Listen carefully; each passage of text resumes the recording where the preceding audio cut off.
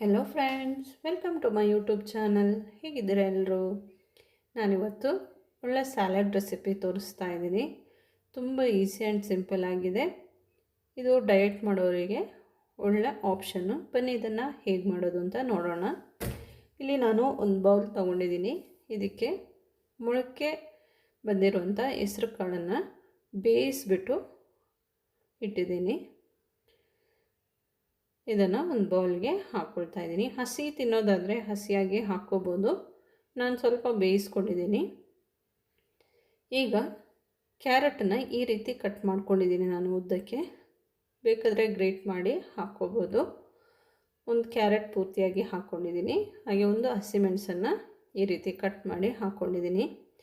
ಈಗ ಅರ್ಧ ಈರುಳ್ಳಿನ ಸಣ್ಣದಾಗಿ ಕಟ್ ಮಾಡಿ ಹಾಕ್ಕೊಳ್ತಾ ಇದ್ದೀನಿ. ದೊಡ್ಡದಾಗಿ ಕಟ್ ಮಾಡೋದು ಬೇಡ.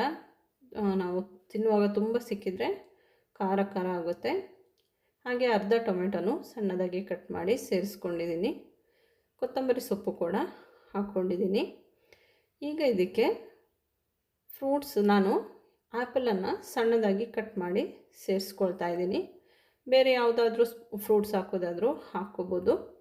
ಇಲ್ಲ ವೆಜಿಟೇಬಲ್ ಮಾತ್ರ ಸಾಕು ಅಂತಾದರೆ ವೆಜಿಟೇಬಲ್ಸ್ ಮಾತ್ರ ಹಾಕ್ಕೊಳ್ಳಿ. ಕುಕುಂಬರ್ ಕೂಡ ಆ್ಯಡ್ ಮಾಡ್ಕೋಬೋದು. ಇದಕ್ಕೆ ಸ್ವಲ್ಪ ಉಪ್ಪು ಹಾಕ್ಕೊಂಡಿದ್ದೀನಿ ನಾನು.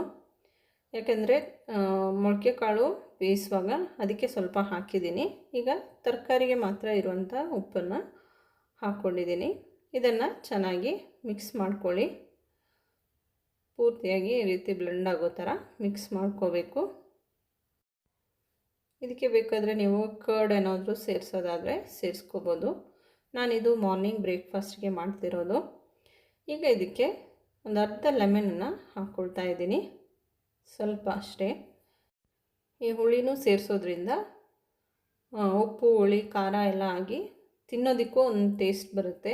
ಹಸಿ ತಿನ್ನುವಾಗ ನಮಗೆ ಸಾಕು ಅಂತ ಅನಿಸೋದಿಲ್ಲ. ತುಂಬ ಚೆನ್ನಾಗಿರುತ್ತೆ ಈ ರೀತಿ ಮಾಡೋದ್ರಿಂದ.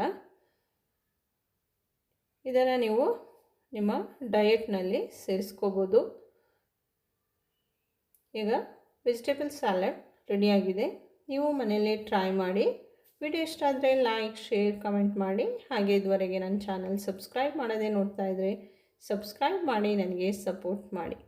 Thank you for watching.